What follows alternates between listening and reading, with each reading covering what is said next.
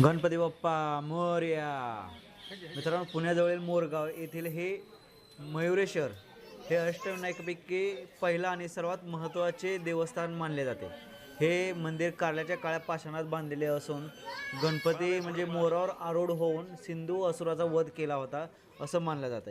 तर मंदिरात इथं बघू शकता मित्रांनो, हे जे मंदिर आहे याच्या चारही बाजूला चारही दिशांना प्रवेशद्वार आणि मजबूत तटबंदी आहे. तर मित्रांनो, हे पुणे शहरापासून 65 किलोमीटर अंतरावरती हे मोरगाव आहे. तर मित्रांनो बघू शकता, जे हे मंदिर आहे हे मंदिर पूर्ण दगडामध्ये बांधलेलं आहे.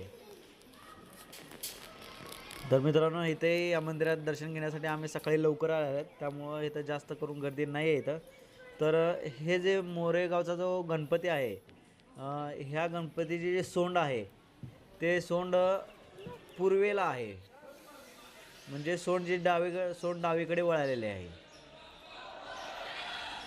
आणि मित्रांनो, सकाळी लवकर आल्यामुळं इथं जास्त गर्दी नाही आणि त्यामुळं आपलं लवकर दर्शन झालेलं आहे.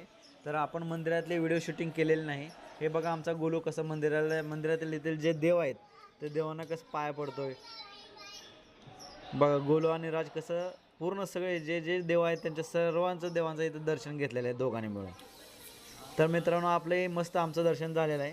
दर्शन झाल्यानंतर आपण थोडा वेळ इथं मंदिरात बसणार आहेत आणि परत आता आपण निघणार आहेत पुढच्या मार्गाने.